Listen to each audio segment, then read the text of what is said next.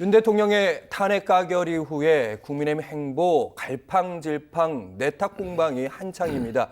이재명 대표가 국민 두려운 걸 모르면서 내란 동조하기 여념이 없다 이렇게 직격을 했는데 민주당만의 비판일까요? 여론조사 결과 보고 오겠습니다. 리얼미터가 여론조사 했고요. ARS로 했습니다. 유선 RDD 방식으로 했군요. 어쨌든 기계음을 통해서 한 건데 여당이 아니다 국민의힘이 집권 여당이냐 이렇게 질문했고요. 여당이 아니다가 52.6%, 과반 넘었고요. 여당 맞음 41.6%. 다수의 국민이 이제 국민의힘이 진정으로 여당의 자격이 있는 건가 이런 질문을 하고 있는 상황이고, 두 번째로는 이제 국민의힘 내부에서 당내에서 탄핵 찬성파에 대해서 탄핵 반대파가 이 괴롭힘의 정도가 좀 심하다 이런 지적들이 나오고 있습니다. 지금 이제 갤럽은 그 윤석열 대통령에 대해서 지지 여부 그 여론조사를 중단했어요. 그런데 MBS는 여전히 조사를 했는데, 근데 탄핵 수출을 잘했느냐? 잘했다가 78%까지 나왔습니다. 그리고 잘못했다 18%밖에 되지 않아요. 이게 완전히 여론이 한쪽으로 확 쏠렸단 말이에요. 그런데 이번 사태에서 정말 가장 큰 문제는, 이제 저도 좀 연관이 돼가 있습니다만, 이번 과연 비상계엄 선포 사태가 공식 용어를 겁니다. 비상계엄 선포 사태. 이 사태가 언론은 이제 내란 사태라고 지적합니다. 그것이 내란이냐 아니냐 하는 문제예요. 야당인 민주당은 지금 아까 앵커가 말씀하신 대로 이재명 대표부터 내란으로 완전히 규정을 해버립니다.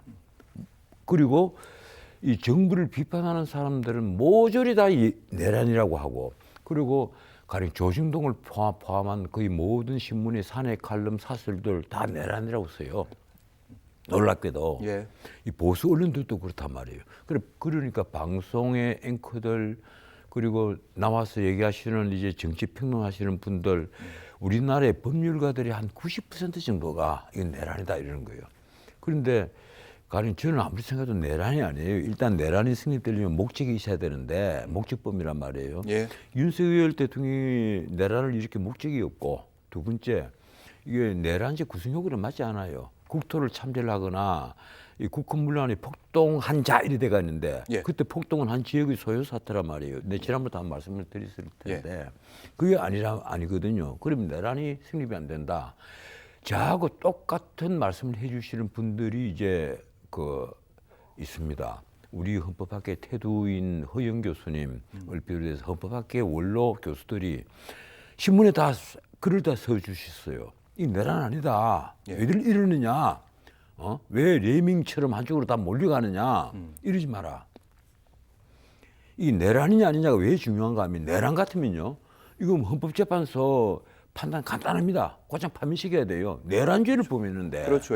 이 헌법에도 나와 있단 말이에요. 내란 외환의 죄는 재직 중에도 소출을 당하고 형사처벌을 받아요.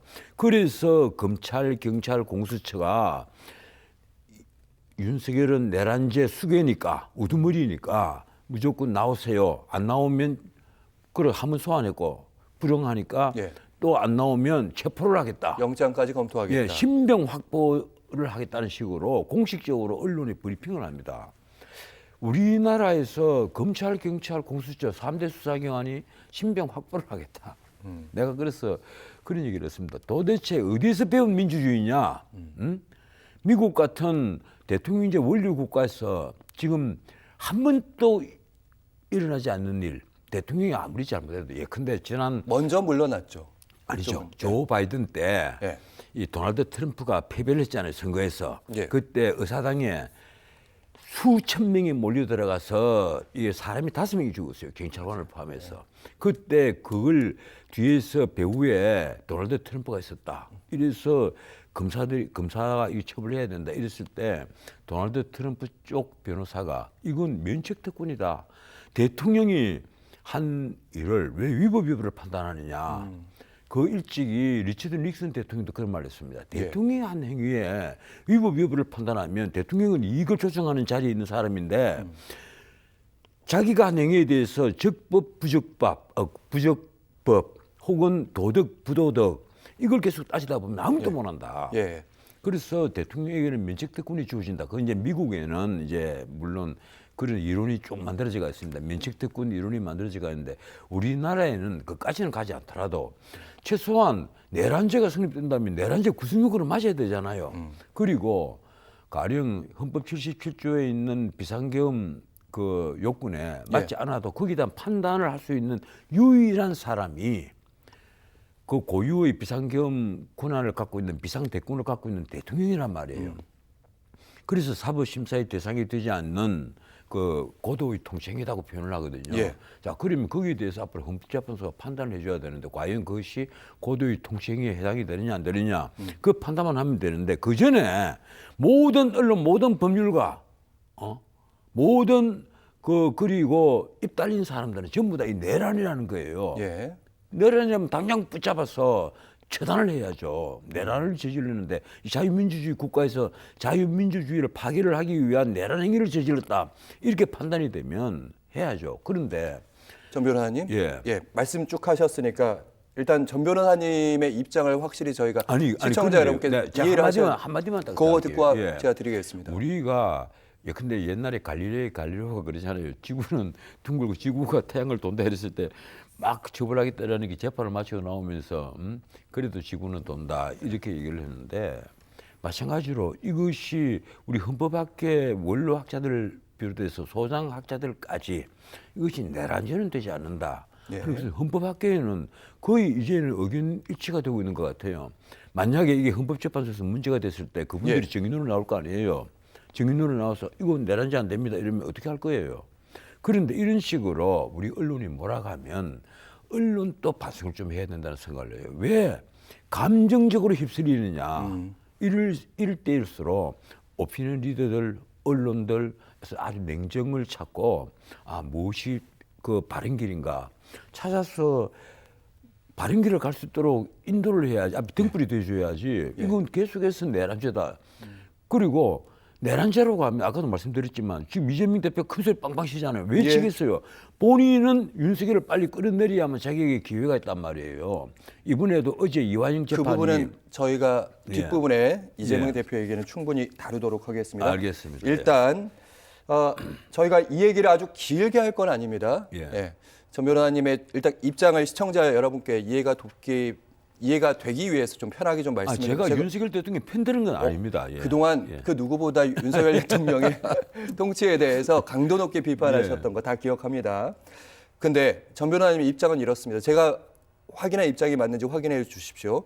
그러니까 일단 정치적으로 이번 계엄 사태, 윤 대통령의 계엄 결단 잘못됐다고 판단하시죠? 잘못했죠. 일단은 어리석은 거죠. 그렇죠. 그 얘기 하셨고 두 번째는 그럼에도 불구하고 헌법적으로 봤을 때, 법적으로 봤을 때 이거는 죄가 아니다 이렇게 지금 판단하고 계시는 거죠. 내란죄는 아니다. 이 대통령이 실책을 두고 가령 이것이 파면에 이르기까지 이를 정도의 실책인지 아닌지는 앞으로 헌법재판소가 판단을 할 거예요. 내란죄 이거 당장 내란죄라고 해버리면 이거 당장 처단을 해야죠. 그럼 이렇게 다시 한번 가겠습니다. 법률적으로는 내란죄는 아니다 주장을 말씀하시는 거고. 이게 왜 중요한가 하면요. 내란죄의 가담에 때려서 사성 장군을 육군 참모총장을 지금 구속을 시켰습니다. 그리고 세리스타 출신들을 3명이나 구속을 시켜놨어요. 잘났던 못났던 그 사람들 구속을 시켰단 말이에요. 그러면 그걸 영장 발부를 한 판사들은 뭐냐. 이 내란죄에 가담했다 이래서 구속영장을 발부를 했거든요. 그렇죠. 판사들 그리고 군 판사들. 그러니까 저는 황당해지는 거예요 지금. 알겠습니다. 제가 더 확인을 해보도록 하겠습니다. 일단 법률상 내란죄는 아니다 이 말씀하셨고 헌법적으로 봤을 때도 제가 그 전에 인터뷰에서도 이렇게 들은 것 같습니다. 이게 대통령의 계엄이 고도의 통치행위 아니냐 이렇게 그래서 헌법 위반도 아니다 이렇게 주장하신 걸로 제가 기억합니다. 만약 헌법재판관 같으면요. 이건 그냥 기각식입니다. 왜 그런가 하면 그 밤 10시 23분에 계엄령을 발동을 하고 그리고 그 국회가 어떻든 평온하게 본회의에서 190명 전원이 만장일치로 계엄 해제를 요구를 했고 윤석열 대통령이 그게 순응을 했단 말이에요. 어쨌든 헌법대로 계엄 해제했다. 거절을 한 게 아니라 알겠습니다. 저항을 한 것이 아니라 순응을 했거든요. 그래서 6시간 만에 일종의 해프닝처럼 끝나버린 거예요. 그럼 이런 단순한 행위를 물론 파장은 엄청나게 컸지만은 이걸 가지고 과연 처벌이 대상으로 삼다라든가 파면까지 이룰 수 있을까? 난 아니라고 봐요. 알겠습니다. 알겠습니다. 그러면 제가 시청자분들의 이해를 돕기 위해서 이런 정리입니다. 헌법상으로 탄핵 사유 아니다. 그리고 법률적으로 이 부분 내란죄도 아니다. 이 말씀하셨는데 예.